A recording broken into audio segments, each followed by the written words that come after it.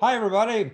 I'm Ross Porter. Thanks for being with us today for our live interview with one of the outstanding pitchers in Brooklyn Dodger history and one of the outstanding men, as far as I'm concerned, in whatever field you want to talk about. He was a member of 5 National League pennant winners. One of them was the world champion Brooklyn Dodgers in 1955, the only title that the city of Brooklyn ever enjoyed. Those Dodgers of the 1950s were known as the Boys of Summer, and the only living member of that club is 94 years old. And what a thrill today to welcome Carl Erskine, who's at his home in Anderson, Indiana. Carl, you don't know how much this means to me to be able to sit and talk with you again. How are you? Ross, thank you. It's so great to talk with you again, but it's been years. I mean, several years since you and I have had a chance to be together. So this is a real treat for me. It's a treat for us all. Let's start from the beginning, Carl. You were born in Anderson. Have you ever called any other place home? No, Anderson, Indiana. And people often ask me, Carl, now where is Anderson, Indiana? And I tell them it's easy to find. It's on the White River between Moonsville and Strawtown. That's You great. got that. I hope now you know right where I'm at. I do. I do. Was Little League your first introduction to baseball? We didn't have Little League in my day as a kid, but at 8 or 9 years old, the park system in Anderson, Indiana, had a baseball program. It was later, of course, that was a forerunner to Little League. But when I played at 9 years old, I started. We played on a regular diamond, and so I was a pitcher, and I threw 60 feet just like the big boys. But that was my beginning. Were you always a pitcher? Well, in high school, I played center field the days I was not pitching. And I liked that because as a pitcher, you know, you only pitch once every 4 days or so. Uh, in the major league routine, now it's 5 days. But yeah, I like to play. I love to play the infield, but they always played me in center field. And so I did play in all of our games. As a pitcher, I wouldn't have got to do that. How old were you, Carl, when it was pretty obvious that you had talent? Probably my sophomore year in high school. Scouts were coming around, and then I stayed in high school, although the Cubs offered me a chance to sign when I was a sophomore. I was 16 years old. In those days, uh, there was no draft, so clubs could sign a kid anytime, really. I think Joe Nuxall has a record actually pitching an inning or two in the big leagues when he was 15. That's right. So they could sign guys anytime. But I didn't want to sign because I was also on the basketball team in high school. Of course, in Indiana, high school basketball is the big thing. That's So I didn't want to become ineligible for that. So I, on the advice of of my coaches, said, no, you don't want to do that. If you sign to play baseball, you'll be considered a professional athlete and you ineligible for all sports. yeah. So Were you that was not a good thing. were you allowed to talk to scouts, or was that prohibited too at that time? Beg your pardon, I missed that. Could you talk to scouts personally at I'm that not time? getting a good connection there, so I didn't hear you again. I'm just wondering if you were allowed to talk to scouts face to face, or that was a That's a part of it I don't know. I think I was cautioned to not do that because the IHSAA, which is the Indiana Authority on High School Athletics, was a strict body protecting the amateur status of all high school athletes. So they had rigid rules. So I did not, uh, I did not set up meetings of any kind with the scouts. Now they came to my house to meet with my dad a couple of times, but I know I really shook up one of the coaches when I got a chance to work out with one of the big league teams, Pittsburgh. Was trained during the war, trained in Muncie, Indiana. That's only 18 miles away. So some of my friends wanted me to go and try out. So I asked the coach at high school if I could borrow a uniform. They, what do you want that for? I said, well, I want to work out. They said, oh, no, you can't do that. You'll be ineligible for everything. So Yeah. they jumped through the ceiling when I asked for the uniform. But so I protected that. And I didn't want to sign when I was 16 and still a sophomore in high school. I didn't want to become ineligible for all other Yeah. sports. Yeah. So we Tell us passed that up for sure. tell us how you first were approached by the Dodgers. Well, there was a scout in Indianapolis. He was what they call a bird dog. He wasn't a full-time scout. Stanley Fiesel was his name. And a catcher in high school with me, Jack Rector, was also a good prospect. So Stanley Fiesel followed us around during our high school schedule. And that's how and he represented the Dodgers.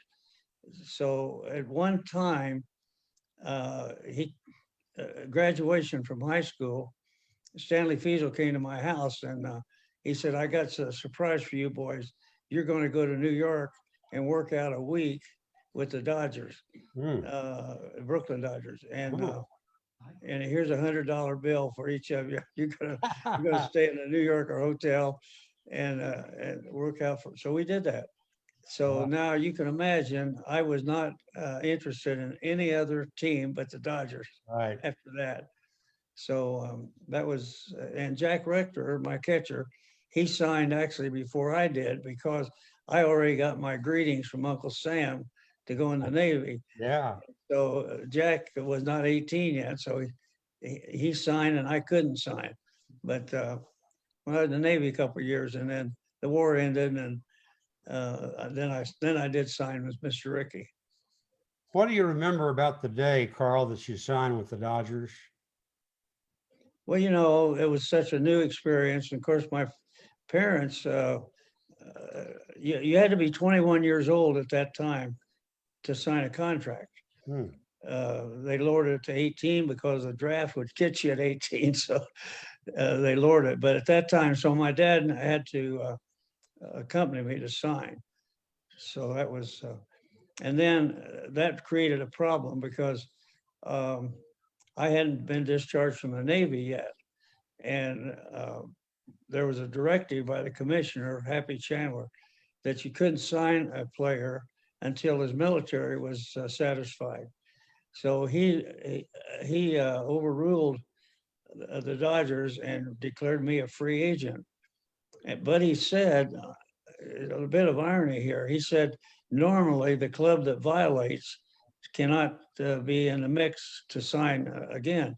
But I'm not going to hold the Dodgers out because my directive had a little ambiguity, a word or two in it. And so I'm going to lean favorably toward the Dodgers. So Carl, you can sign, you're a free agent. You can sign with anybody you want, including the Dodgers.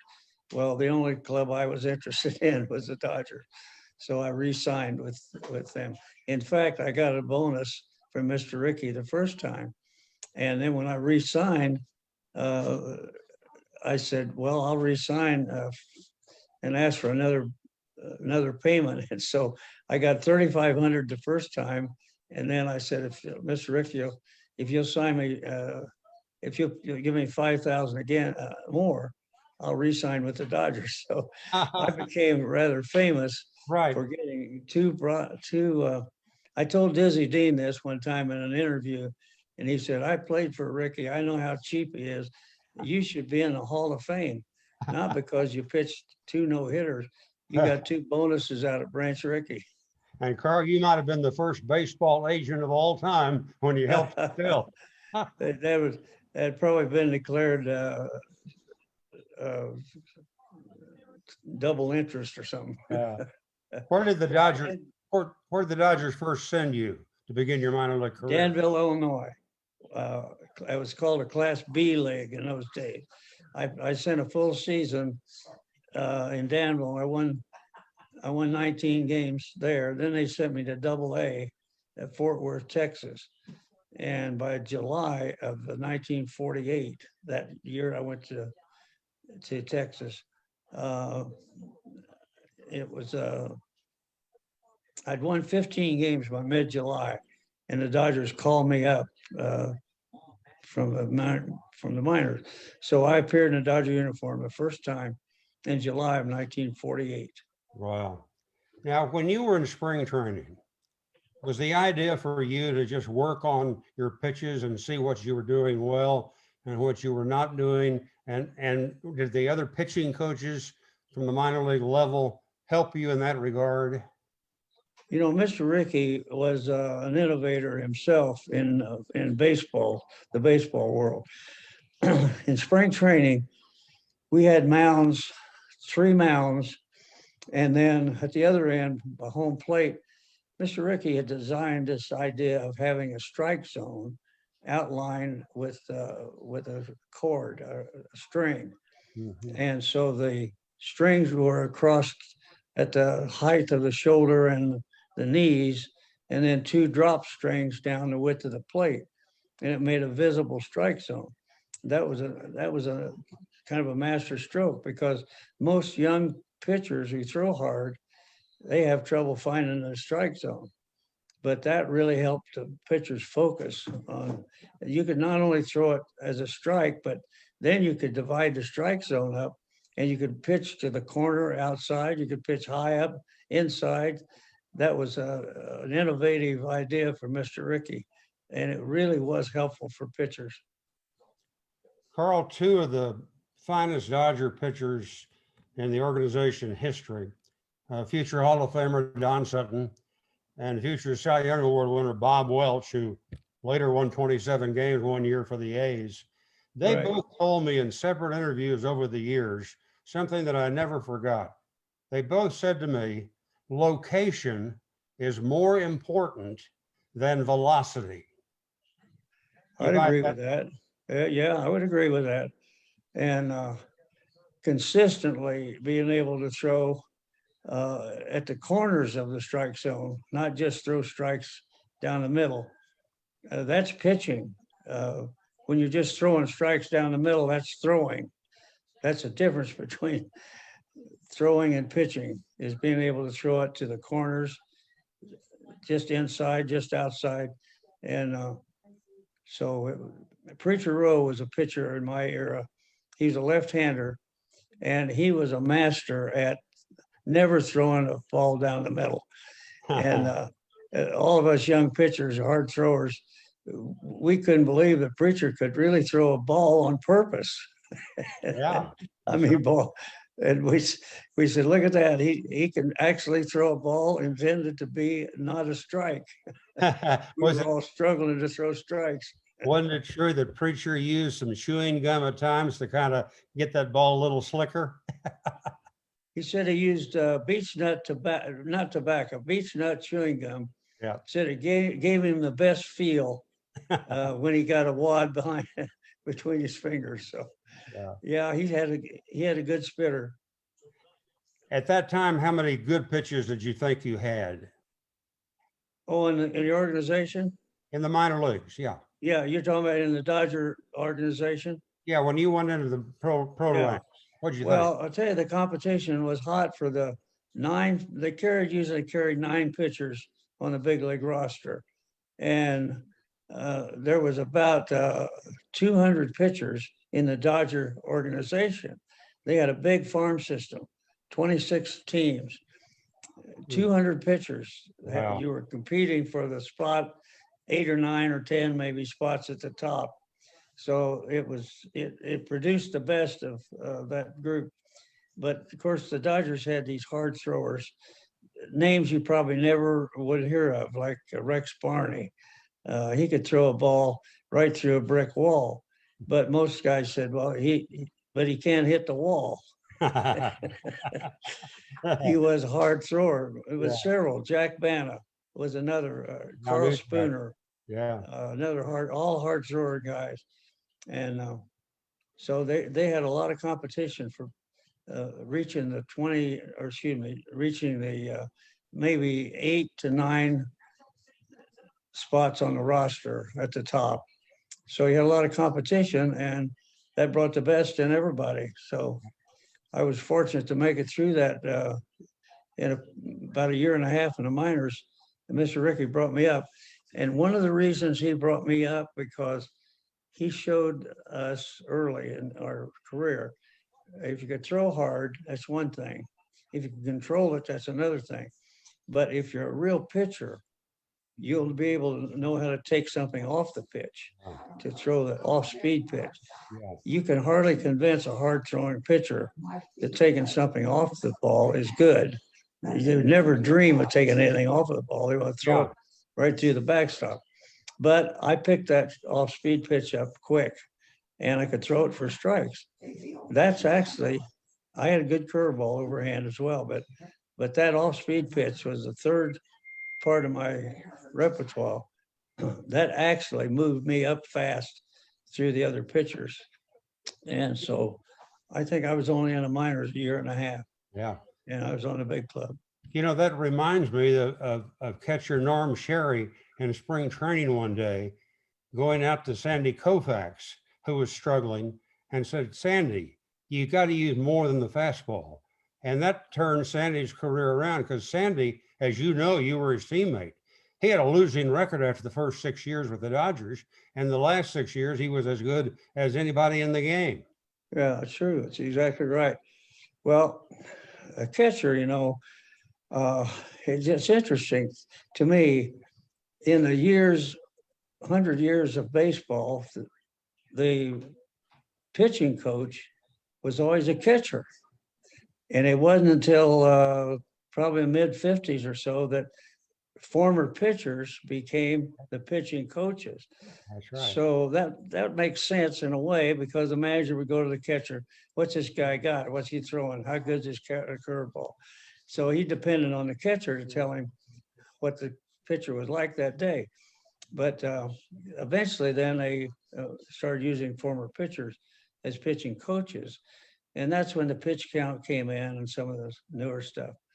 But yeah, it was competitive all the way in the Dodger chain, because there was 200 pitchers in the system, and there was only about 8 or 9, maybe 10 at the most spots on the big league roster. Yeah. Do you like the pitch count that they have now? It serves a purpose. I don't think it's smart. If I were managing a team in the big leagues, I would not be locked in to the pitch count, because if I had a pitcher that was peaking in he's pitched 7 innings and he's peaking right then with his best stuff, and I know that can happen. I've pitched games where I've had okay stuff through the first 6 or 7 innings, and maybe the last 2 innings I had the best stuff I had all day. Yeah. And so I don't quite believe in the pitch count as to lock you in. You got to use some good talented judgment. Yeah. About your pitcher.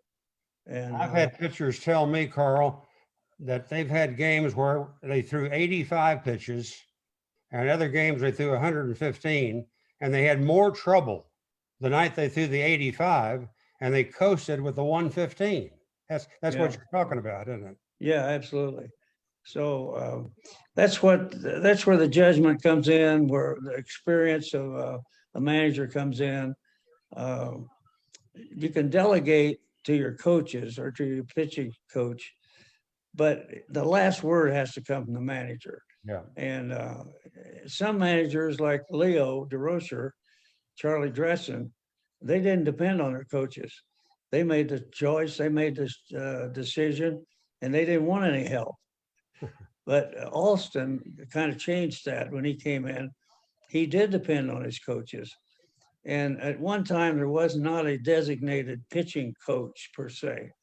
That came along a little after my career, but the pitching coach, being a former pitcher, makes sense, because there's a lot more to pitching physically than the mental attitude, the mindset that you have on the mound.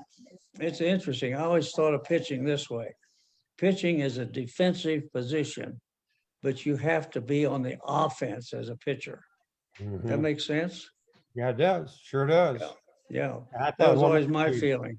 You're a defensive player, but you have to be on the offense to execute your pitches. That's right. And so that's a kind of a mindset thing, but that's the way I viewed it. You know, going back to what you said earlier, it reminds me, a lot of people say that there have been more successful major league managers who were catchers than there were who were pitchers. I think that bears itself out. I think it's true. Uh, a lot of pitching coaches, of course, are all former pitchers. I can't name hardly a manager that was a former pitcher. A catcher is like the field general. Yeah.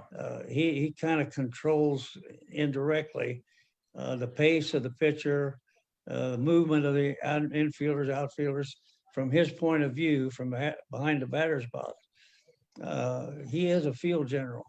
So I'm not surprised that a lot of former catchers have become managers. Yeah. Carl Erskine is our guest today, and we're going to get back to him with a lot of other baseball questions, and it's just wonderful having him aboard. But I'm going to change gears here for a moment, Carl. You were fond of a girl in high school named Betty Palmer. Have you stayed in touch with Betty? Have I stayed in touch? We'll be married 74 years in October. Oh, that's wonderful. Is Betty nearby where we can say hello to her? Where's Betty? Right here. Betty, would you like to come over and say hello? She's nearby, but she's not in the same She's coming. area. But she's coming. Yeah, we got married pretty young. Both we were sweethearts in high school. So she's been through the minors and the whole trip with me. And she was a great baseball wife. The best story I could tell you about Betty is I was pitching against the Giants on a Saturday game of the week, and Betty was ironing at our apartment in Brooklyn. And while she was ironing in front of the TV, I was pitching, and I finally ended up pitching a no-hitter that day, and Betty didn't scorch a spot. Now that's teamwork. That's terrific. And of course, you have 4 children, 3 boys and a girl. Any grandchildren? Oh yeah, but how many grandkids we got now? 8. We I have think- 10. We have 10 now. Yeah, that's Wow. how, just like popcorn. That's it. They Yeah, keep that's keep terrific. coming. Oh, that's good. That'll help. There you go. Yeah, Betty, lean We down a got- little bit so we can see you. yeah, she got to bend down some. A little bit We more. got her, we keep her in uniform around There here, she so, is. yeah. You surprise me. Little I bit got the lower. winter clothes on. Get down a little lower. Oh, there you are. Look good. Oh, you got your hat on. Yeah, there you go. Bless your Gotta heart. hide this gray hair. Yeah. Well, you are marvelous. LA. You're a marvelous couple and just a wonderful set of parents. You've got the 4 children, and I'm going to talk a little bit later about that. But I just want everybody to see you and see how good you look. Well, he's 94. You're considerably younger, aren't you?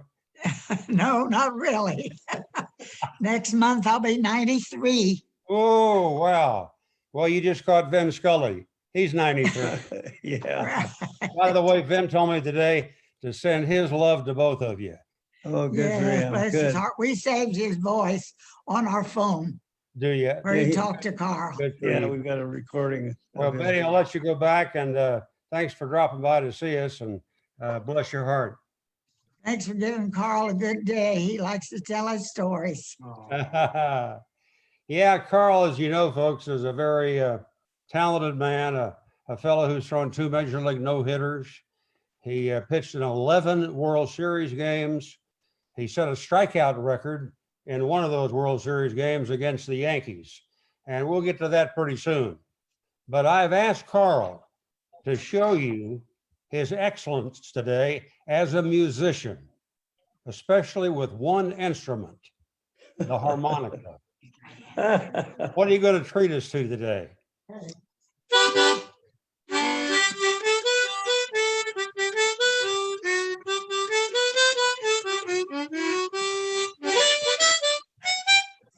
How's that? Bravo, bravo. Are you Magnificent. gonna play Take Me Oh, Out? wow. That's the greatest Oh, Betty said greatest said- 94-year-old harmonica player in the world. That's terrific. When did you start? Betty's coaching me now. She says you played the wrong song. Oh, my goodness.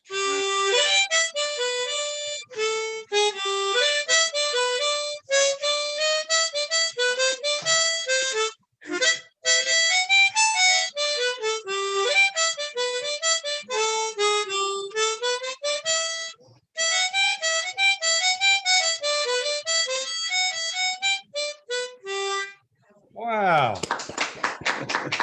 When did you begin playing the harmonica? Oh, might have been 8 or 9 years old. My Wow. dad had one around the house. I picked it Wow. up and just, I know you've been asked to perform with your harmonica at baseball stadiums, haven't you? How many of them? well, I've done the national anthem several places. I always hoped I'd get a chance to do it at Dodger Stadium. And fortunately for me, 2 times I got to do the anthem at Oh, good. I did a lot of the NBA games in Indianapolis. Yeah, the The Pacers. Pacers. Yeah. I did it there the most, but that was always a lot of fun. A little nerve rattling a little bit, but it's just a lot of fun. Oh, that's terrific. Okay, you marry Betty in October of 1947. The Dodgers call you up in the middle of 1948 when you were 21, and you remain with them throughout your career until you retired in 1959 at the age of 32. Now, Carl, it's been over 65 years since the 1955 Brooklyn Dodgers won the World Series, and that's the team we are really putting our focus on today. And I thought we could review some things for people who either don't know, don't remember, or forgot about that team. So if you'll bear with me, let's go position to position. And I will be focusing on those players who spent the most games at each position that year. Catcher, Hall of Famer Roy Campanella, batted .318 with 32 home runs and 107 runs batted in. First baseman, Gil Hodges, hit .289 with 27 homers and 102 RBI. Second baseman, Jim Gilliam, had a .246 average, led the team in stolen bases with 15, but was also caught 15 times. Shortstop, Hall of Famer Pee Wee Reese, batted .282 and grounded to a surprising 22 double plays that year. Third baseman, Hall of Famer Jackie Robinson, hit .256, but he struck out only 18 times in 390 plate appearances. Amazing. Left field was primarily played by Sandy Amorose, who hit .247 and made a catch in Game 7 of the World Series that may well have saved the Brooklyn season. Center field, Hall of Famer Duke Snider, who had a monster year, batting .309 with 42 home runs, 136 runs batted in, and an on-base percentage of .418. Right field, Carl Furillo hit .314 with 26 homers, 95 runs batted in, and a great arm. Now, the reserves included Don Zimmer, who hit 15 homers, Don Hoke, George Shuba, and Rube Walker. Brooklyn's most frequently used starting pitchers in 1955 were Don Newcomb, who won 20 games, lost just 5, and batted .359 and socked 7 homers. Carl, you went 11-8 that year. You pitched 7 complete games. Johnny Podres was only 9-10 in the regular season, but he won the biggest game in Brooklyn history, shutting out the Yankees 2-0 in Game 7 of the '55 World Series at Yankee Stadium. Billy Lowe is the other starter, at a record of 10-4. In the Dodger bullpen, Clem Labine won 13 games, dropped only 5, and pitched in 60 of the then 154-game schedule. Don Bessett was 8-1 in relief. Carl Spooner went 8-6. Ed Roebuck was 5-6. And there was an 18-year-old kid who pitched for the 1955 Brooklyn Dodgers. His record, well, it was 2-2. His earning average was 3. He struck out 30 in 42 innings, but he also walked 28 men. His name, Sandy Koufax. Sandy had 12 at-bats that year, and he struck out 12 times. Carl, what a ball club that was. You're not kidding. If you're a pitcher, there's two things you need real bad. You need a team that can play defense, and you need a team that can score runs. That team could do both. Well, that's right. And your team scored more runs than anybody in the National League, and your pitchers allowed the fewest runs in the National League. So that's the winning combination. It is. And I think that number was about 6 a game. I think we averaged about 6 runs a game that year. You did. You did. That's right. Carl, when you got to Brooklyn, Jackie Robinson had been there about 1.5 years. And of course, we all know, broke the color barrier. Could you sense any tension, especially from the opposing teams, even after that long when you got there? Oh, I think there was plenty of tension with around Jackie for more than 1 or 2 years. It on the road, especially after I know a couple of players like Dixie Walker, who was a Southern gentleman, Leeds, Alabama, where he came from. He didn't want to play with any black players and asked to be traded. And he was traded to the Pirates. But in about 1 year after he saw Jackie play, he rescinded and he said, you know, I have to admit, this player, Jackie Robinson, he belongs in the big leagues. He's an outstanding talent, and it'd be a shame to keep talent like that out of the big leagues. Now, that only took about 1 year of Jackie's showing his talents till even Dixie Walker, who was adamant, I don't play with black players. I play against them, but he rescinded. And he said, Jackie is a great major league player. And so I thought that was not only, there was a couple other Southern boys that also said trade me, but who rescinded. And so anyway, it was a challenge. And it was, of course, the culture of the times. You were facing that culture, not just a mild objection. And so that really changed America's relationship with not only blacks, but the Latin players and so forth. But Jackie was, he was a fireball. And Duke Snyder's locker was close to Jackie's, and Duke was my roommate. And Duke said to me one day, Carl, if you want to see a game face, come down here by my locker, because my locker is right across from Jackie. And come down here on a game day, and you want to see a game face, you look at Jackie. Yeah. And I went down to his locker, and sure enough, boy, there was no kidding around about who was ready to play. It was Jackie. He was such an intense competitor. I mean, remember, he played football, basketball, baseball, and ran track at UCLA. And another thing that comes to mind is the fact that Pee Wee Reese, who was a Southerner, man from Louisville, got his nickname because he was a marbles champion when he was a junior. And Pee Wee could make Jackie laugh, couldn't he? You know, Pee Wee was a realist. Yes, he had a bowling alley. Blacks were not permitted, and all that went on. But he lived in Louisville, and at that time, it was not uncommon. Black and white was kept separate.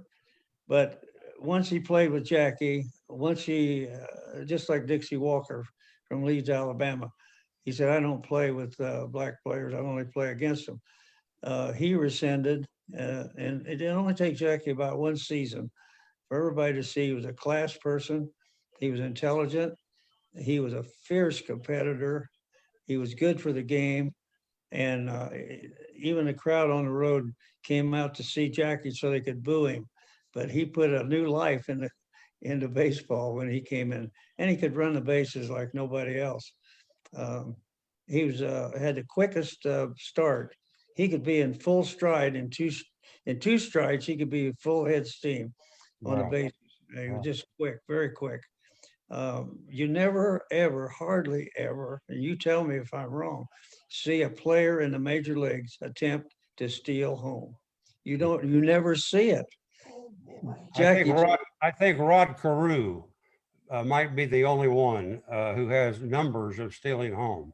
yeah, might be right, but it's a rare thing to ever see a player attempt it. And I think I think it was 21 times, I believe, including a couple he did in the World Series, Yeah, stole home. that's But you right. never see normal baseball games. It's a rare thing to ever see it. I don't remember seeing anybody else steal home myself. Yeah. Yeah, Rod Carew probably, yeah, but just watching game after game after game, as I do now on TV, you don't see anybody attempt that. Yeah. All right. So the Dodgers use you as a reliever primarily for your first 3 seasons. You pitched 2 games against the Yankees in the 1949 World Series. Did you face Joe DiMaggio? One time, one time. Were you scared? No, actually, I called in a pitch in relief in 49, and I was warming up my warm-up pitches, and I glanced over to the on-deck circle, and then that's where I realized I was about to face Joe DiMaggio. I did face him, and he swung at a high fastball, hit it straight up in the infield. So that was the only time I actually faced him in competition. Did you ever face Ted Williams? Never did. Spring training once or twice, but nothing memorable about him hitting one or me striking him. I don't remember any details, but seldom did I ever face Williams. They were never in the postseason, the Red Sox, so I never pitched to him then. But Beginning in I don't- 1951, you became a starter. You won 16 games. You were in the bullpen warming up with Ralph Branca in the 9th inning of the deciding game of the National League Playoff Series against the Giants that year. Dodgers led 4-2 in the 9th inning. Pitching change was called for. And the pitching coach at that time for the Dodgers was Clyde Sukforth. And he got on the phone to the dugout and he told your manager, Chuck Dressen, I think Branca has got a little better stuff. I think you ought to go with him. What was his reasoning that day? well, the only reasoning I can know about was I heard the phone ring in the bullpen, and Clyde Sugaforth answered it. Dressen must have asked him, "Are they ready?" He said, "Yes, they're both ready." Then he must have asked him, "Who's throwing the best?" And he didn't distinguish either one. He said they're both throwing okay. Erskine's bouncing his overhand curveball. So immediately Dressen said, "Give me Branca." So beyond that, you'd have to know some details. Campanella was not catching that day. We're playing in the Polo Grounds, and the Polo Grounds had the longest distance from the home plate to the backstop. Rube Walker was catching. Rube was an outstanding power hitter and an extremely good catcher, but he was very slow of foot, very slow. So with that big distance between the plate and the backstop, I know Dressen must have said we don't want any wild pitches today. So if Erskine's bouncing his curve and Campanella's not catching, I better take Branca. Yeah. And you were quoted later, somebody said to you, what was your best pitch? And you said the curveball I bounced in the dirt in the bullpen that day. Yeah. Kind of tongue in cheek there. That's great. All right, 1952, you captured 14 games, had your lowest earning average, 2.7. A mutual friend of ours, and I mentioned him earlier, Mr. Vin Scully, knew you were going to be on with me today. And he asked that you please tell what happened the day of Game 5 of the 1952 World Series when you pitched against the Yankees. And I think it all began that morning with a telegram you received in the clubhouse, which, as I remember, came from the mayor of Fort Worth. Is that right? Yes. Well, I played in Fort Worth in the minor league days. And so, yes, I got a telegram from him wishing me well on the 5th game of the World Series on the 5th day of October. And there were 3 5s involved right there. Well, it was your fifth wedding anniversary too, wasn't Fifth it? wedding anniversary. Yeah, there was 4 or 5 5s there. So yeah. And then what happened? I pitched well through the 4th inning, but in the 5th inning, I gave up 5 runs. You've been ahead Now, 4-0. I was headed 4-0, and well, Mize hit a 3-run homer after they scratched a couple of runs in. Then Mize hit a 3-run homer to cap a 5-run inning. But here's the mystery that might be asked. Well, why didn't Erskine been sent to the showers? Well, Dressen came to the mound and he said, you feel all right? And I said, Charlie, you know how I feel. And now he said, no, physical. Are you okay? He said, it was only one ball hit hard off you. That was the Mize home run. So he left me in the game. Now, I was shocked to be left in the game. But from that point to the end of the game, which went 11 innings, I got the next 19 in a row. Wow. And we won. We tied the game in the 7th. My roommate Duke Snyder knocked in the run in the 7th, and he scored the lead run in the 11th. And we hung on to win that game 6-5. Yeah. But the mystery was, what did Dressen see or feel that he, after that 5-run inning, did exactly the opposite of what every fan in the stands Sure. or elsewhere watching that game says Erskine's had it. But he left me in, and I got the next 19 in a row, and we won the game in 11 innings. Now, here is Vin's favorite part of that story. As the game ended, he looked at the clock, and it was 5 minutes past 5. So to repeat, 5th wedding anniversary, Yankees score 5 in the 5th. Game is over at 5:05. That was it. That's Vinny swears that's the way it happened. Carl, you had a tremendous season in 1953. You led the National League with 20 victories, only 6 losses, best winning percentage in the league, 769, 16 complete games. Now, in that 1953 World Series, the Yankees won the first 2 games, and you were the Dodger pitcher in Game 3. That day, Carl Erskine set a World Series record when he struck out 14 New York Yankees, including 3 in the 9th inning and 1 3-2. Carl, do you think that was the best game you ever pitched? Yeah, I think it probably was, considering it was World Series. And of course, every player dreams of getting to the series. And every player fantasizes that you'll do something good in the series. So to have that record come to me in the series was probably the best game I ever pitched. Did you strike out Yogi Berra to end that game? Yes, he took a 3rd strike. And he may have been the last out in that 11-inning game too. I can't remember. Did you get him strikes on strikes? Yogi was a tough strikeout. I didn't strike him out a lot, but I did end that game with a strikeout with Yogi. He took a curveball for strike 3. Tell that story about Chuck Dressen instructing you to hit a batter, which you didn't want to do, but. Well, he didn't want me to hit him.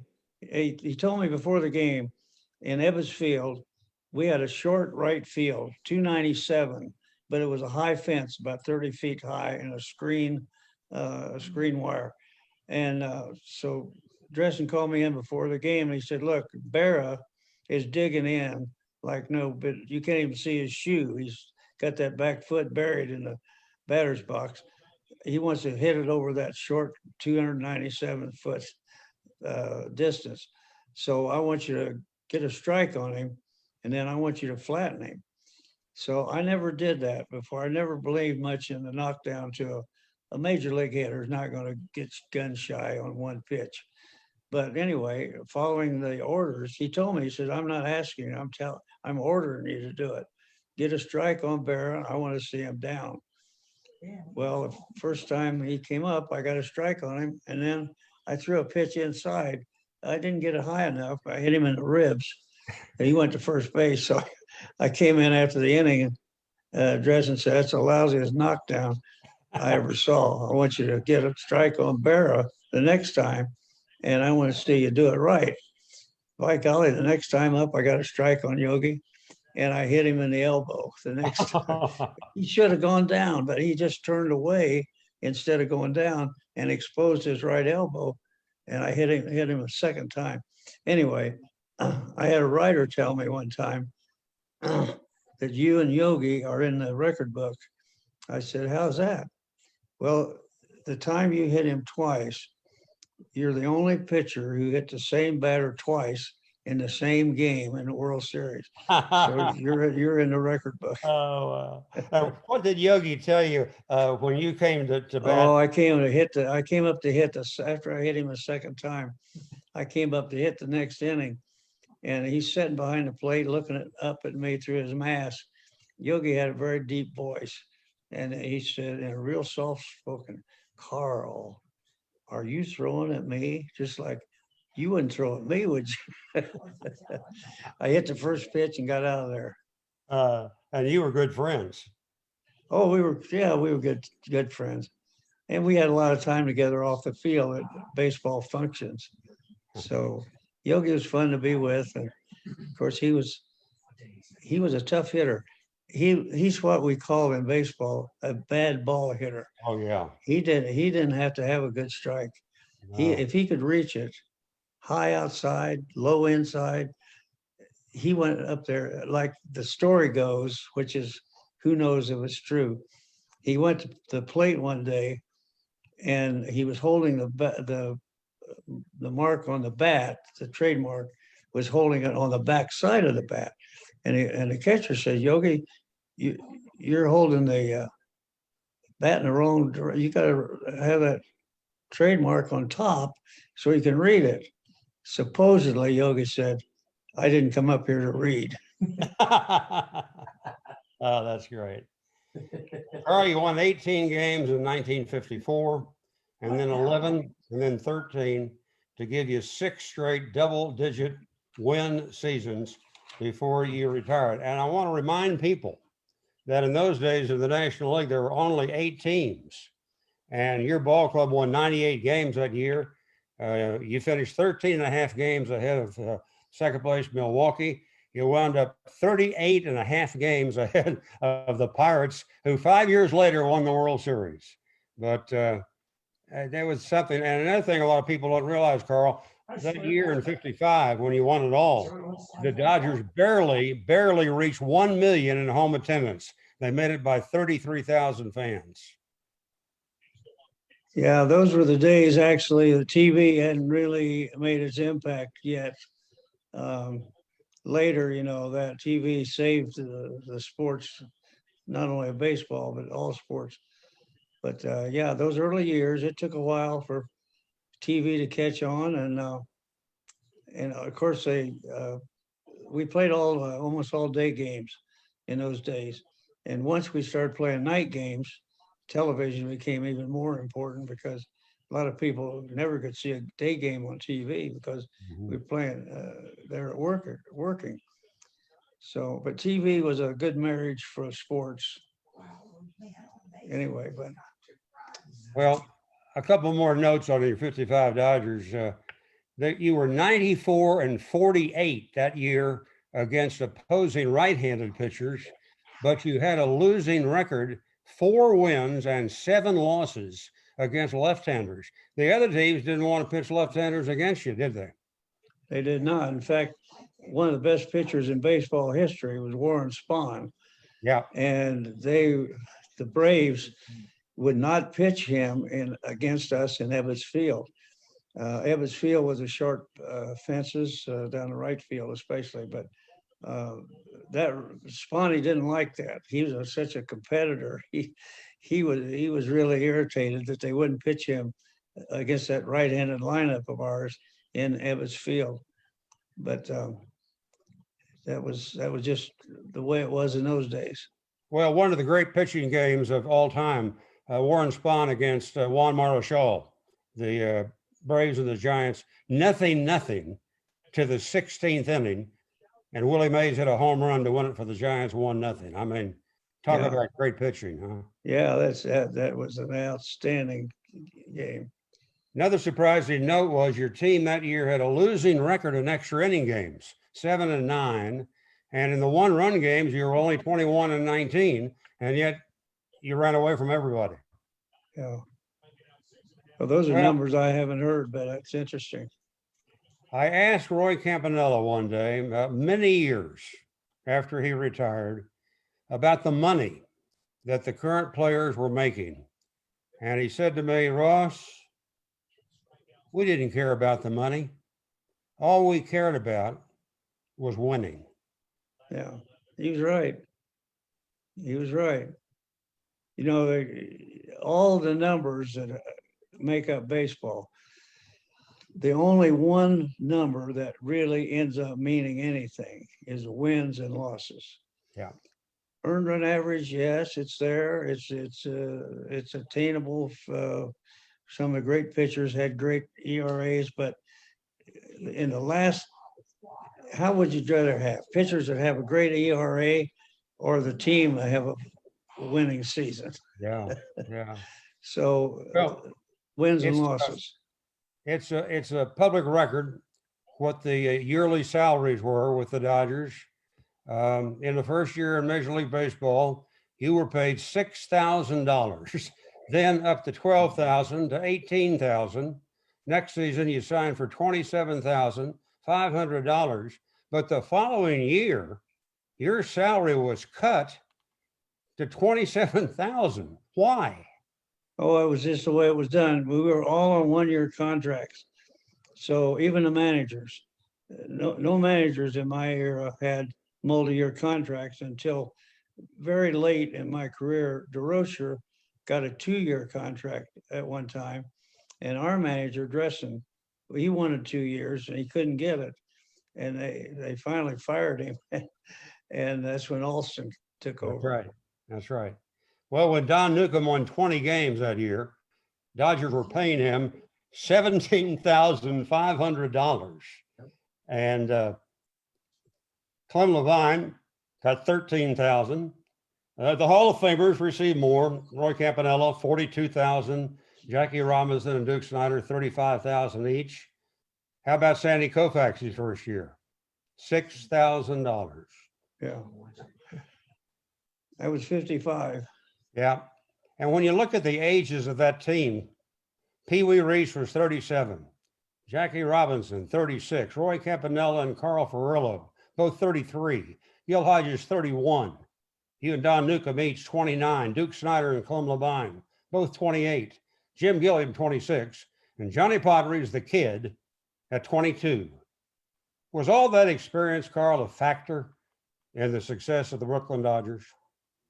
Naturally, you know, you had to factor that in at the top of the list because have you been there before? Yes, that makes a difference. So I was fortunate to be with the team in 12 seasons, won the National League Championship 6 times. So, you know, you've been there before, you've been there before, you've been there before. Yeah, I think there's a lot to that. Well, you've had 65 years to think about this. And I just wanted to ask you this today. Have you been able to figure out how the Yankees beat the Dodgers 5 of the 6 times they played them in the World Series between 1947 and 1956?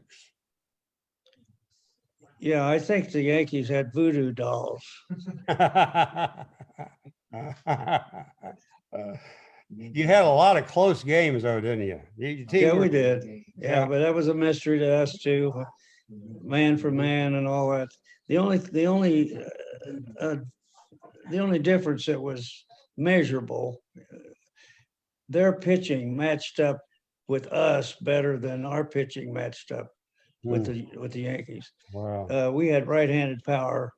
Their best pitchers, of course, Rashi was their top pitcher, but their pitching staff matched better for them than we matched ours. But that's the one statistical thing you can point to. Mm-hmm. Well, all in all, between 1949 and 1956, you appeared in 11 World Series games, 7 of them as a starter. Your record in those encounters was 2-2, wins in 52 and 53, losses in 52 and 56. Carl Erskine is our special guest today. We're going to flash back to his 2 no-hitters in a moment. But first, I want you to tell our audience about an experience that you and Duke Snyder had right after the Dodgers won the 1955 World Series. You know what I'm talking about? I do.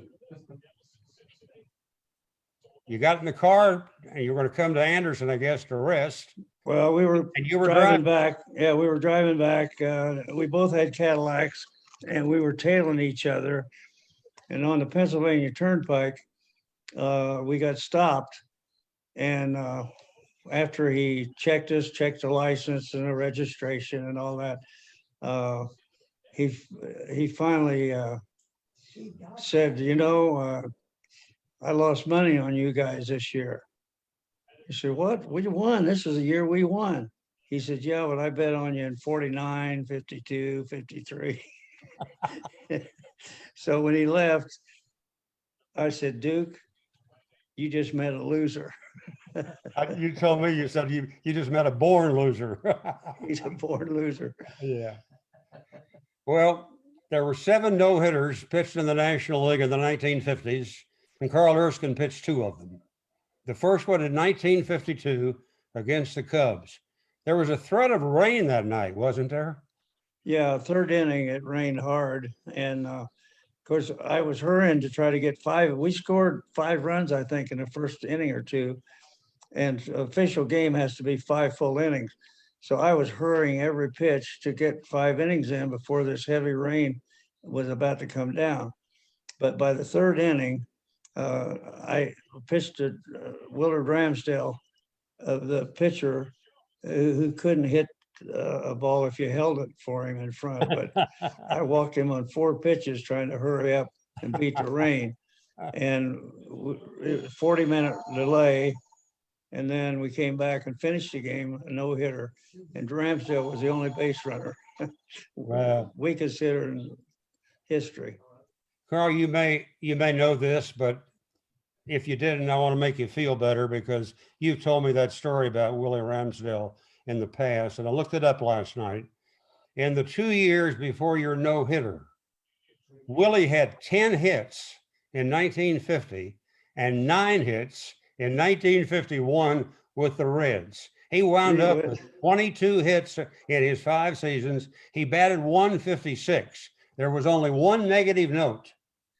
In 1952, when you tossed your no-hitter, Willie Ramsdale had 18 at-bats and walked once against you. Guess who? Carl's second no-hitter came against the rival Giants in 1956. Now, what about that one? Well, that was sweet because the Giants and the Dodgers, of course, in the same league, and the competition was fierce with us. So to beat the Giants in front of the home crowd at Ebbets Field with a no-hitter made it extra special. Well, somebody in New York, at the New York Times of all places, once wrote, the Brooklyn Dodgers of the 1950s was the best team the majors ever saw. Well, that's a high compliment, but I would say out of those years, most of us who were on the 53 team, 1953, felt like that was absolutely the best Dodger team. We didn't see, of course, a lot of teams before and after us, but felt like that was our best team ever, was the 53 Dodgers. We did not win the World Series that year either, not until 55. Yeah. Vin has told me that your team would sit in the clubhouse after a tough loss and talk for some time about what went wrong that night and how to fix it. Nowadays, the players just get out of there as fast as they can. There's a saying, 25 players, 25 taxi cabs. Well, I never was a beer drinker, but one of our sponsors almost always was a beer. And there was always a rule after a game, if you won, the cooler was open. If you lost, no beer. Well, I wasn't a beer drinker anyway, but you could always tell the guys getting out of the clubhouse fast after a loss. Yeah. But you talked a lot of strategy among yourselves, even on the tough nights. You know, that team bonded very well. I don't know if Jackie had something to do with that. It might have. But that team really did have a good relationship with each other, a bonding, I call it. And I think that played itself out sometimes on a lot of those close series that we had. But you know, baseball is what it is. You look at it one way on paper, but you got to play it out there on the dirt and the grass. Carl, you hit 1 home run in the major leagues. Who was that against? That was against the Giants, and excuse me, it was against the Cubs, and sad Sam Jones. And I always wondered if he was sad before that or after that. The pitcher, you know, you bear down hard on the other pitcher. Yeah. And I always tried not to be a strikeout. And I just got a pitch that day and hit it good. Was that in And- Wrigley Field or Ebbets Field? No, Evansfield. Was it? Yeah. And you Three also had a hit in the World Series game, didn't you? I got one hit, one single. Who was Yeah. that off? That was off of Reishi, Vic Right. Reishi. Yeah. He had one career save. What was that? No, I had 13 saves. You did? Well, you're talking about World Series? No, I'm just talking. I No, I think. think I didn't even realize that stat existed. Yeah, well, we'll pass on that. But, well, I was surprised myself to see this stat, but in the record book, gives me credit for 13 saves, which I didn't even know they kept track of those in my day. Yeah, I didn't think that started until after you were through. Carl, let me ask you some questions. You give me as brief an answer as you want to. Best hitter you ever saw? Stan Musial hit to all fields, had big power. Toughest hitter for you to get out? Probably Musial. Although I had a very good record against the Cardinals, Musial still got his 330 plus hits off of me. Best hitters that you enjoyed success against because you got them out? Oh, gee, I never played that game that I owned anybody. Mantle, I was able to strike out quite a few times. Mhm. A fan just told me this recently. In 4 World Series, I faced Mantle 12 times and got him 8 strikeouts. Wow. But he does, my stuff just matched up right for him. Overhand curveball. He chased it, and Stengel would come out of the dugout screaming at Mantle, lay off of that pitch, lay off of that pitch. Best pitcher you have seen? I think Warren Spahn would qualify for that. He won when he didn't have good stuff. He pitched a long time. You know, he won 335 games. He was also a good hitter. And an odd statistic, he got 335 hits in his career. Wow. Yeah. Amazing statistic. Yeah. All right. Now just give us a yes or no on these next few questions. Should Shoeless Joe Jackson be in the Hall of Fame? Say it again, I'm sorry. Shoeless Joe Jackson. Should he be in Oh, the Hall of Shoeless. Fame? I wasn't sure he wasn't already in there. Nope. Well, he's famous. I can't speak to his stats to be qualified for that. So Yeah. I can't really give you a straight answer. Okay. The 1919 Black Sox scandal has prohibited him, but Absolutely, yeah. the word was he never took any money, but he knew what was going on, and that was Yeah. Judge Okay. Landis banned him. Gil Right. Hodges. Yes, absolutely. And he will be this year in December will be the last chance for Gil to make it. But he was a premier first baseman through the whole 1950s. He has the numbers that qualify him. He missed a couple times by a vote or two. He should make it this year. Maury Wills.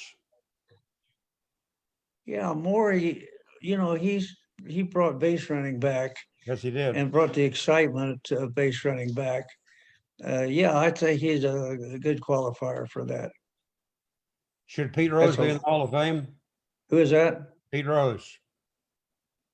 He already is in the minds of the fans. He gets treated like a Hall of Famer. So there's a great commercial on TV one time. He was walking down a hall and his wife was calling to him in a voiceover.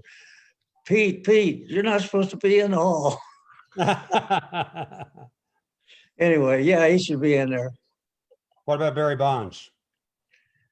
Well, you got to play games with that one. If you talk about steroids and the steroid era, I'd say he still had to hit the ball.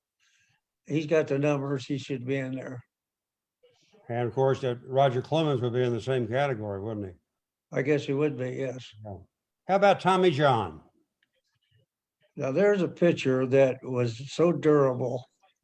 I knew Tommy quite well. Yeah. And he said, the secret to my success was my catcher who told me one day, Tommy, you work too hard. When you don't throw the ball as hard, it moves more. You need to back off and just throw that sinker about 80%. And he said, after that, I started winning like crazy. Yeah. He has one of the most interesting statistics I think I've ever heard, Carl, in sports. Before the operation, he won 124 games. After the operation, he won 164 games to wind up with 288. Wow. Well, he not only did that, he paved the way for dozens of pitchers to make it in the big leagues. Oh, Dr. Frank Jobe ought to be in the Hall of Fame too for the hundreds of pitchers' careers he saved. Yeah, true. But Tommy John was still pitching at 46 years old. Oh no, yeah, he had a rubber arm. Yeah. Well, he said his catcher helped him, told him quit throwing so hard. That sinker goes better when you throw about 80%. Carl, don't you love poetry? I do. Can you recite a poem for us? There's strange things done in the midnight sun by the men who moil for gold. The Arctic trails have told their tales. That's the beginning anyway. The cremation of Sam McGee. Oh, well, that's terrific. Well, you've had such a glorious life, and you and Betty, and your family and our family have a mutual connection.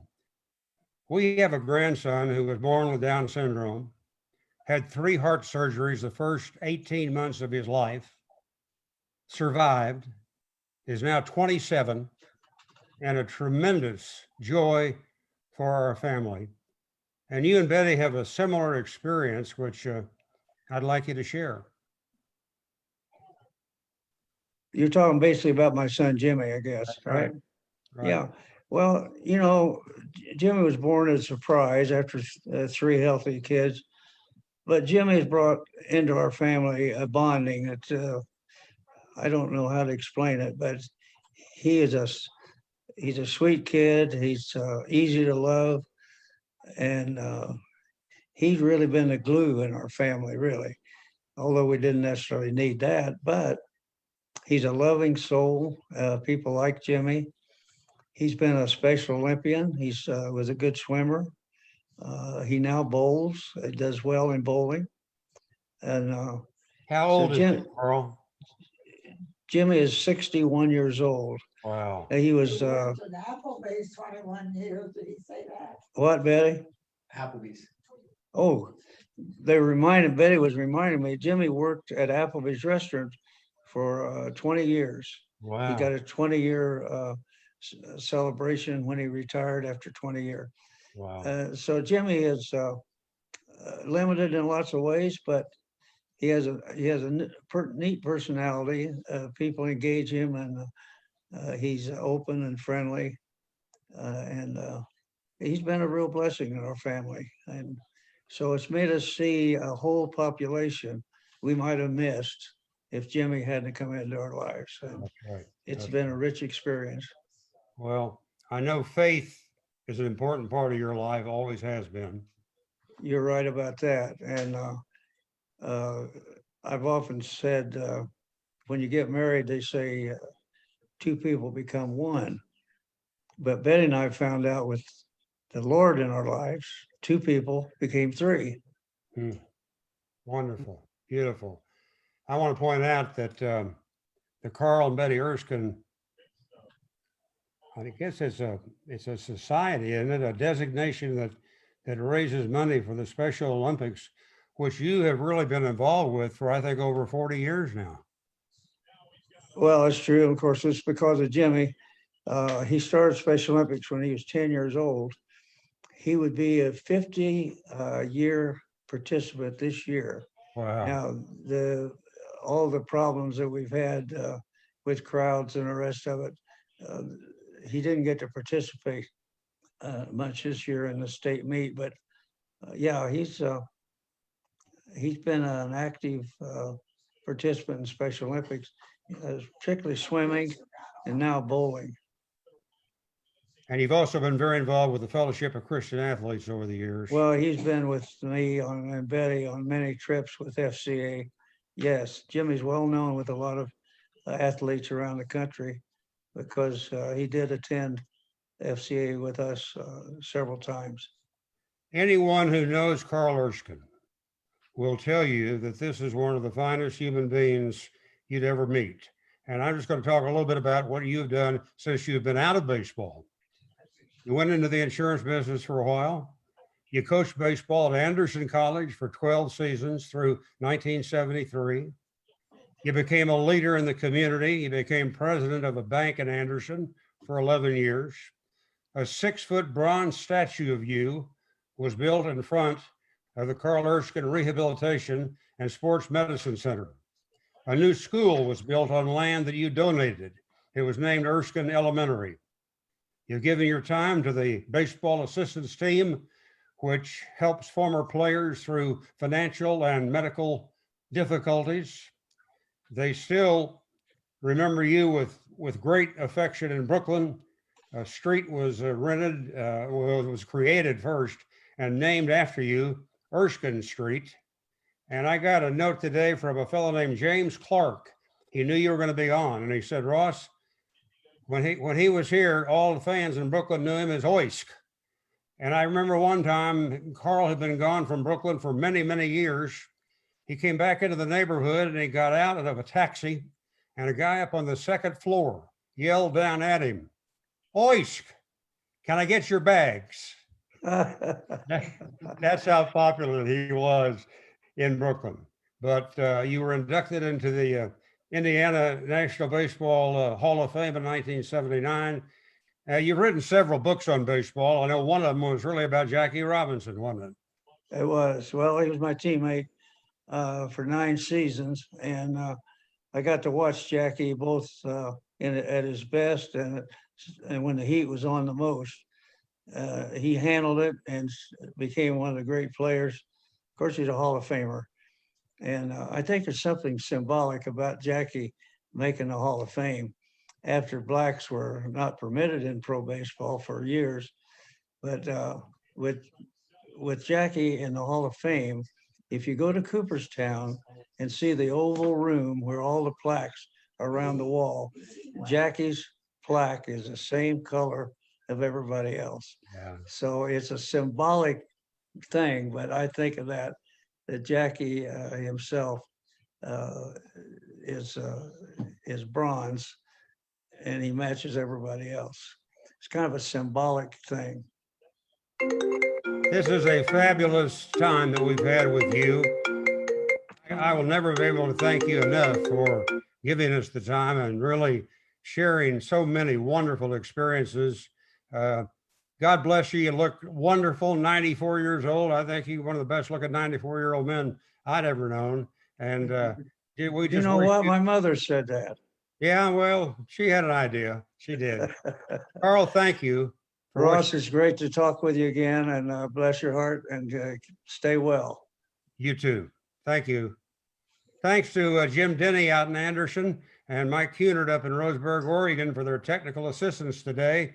I think that it was a well-spent time with the wonderful Carl Erskine. Now, so long, have a good day, and we'll talk to you soon. Thank you very much.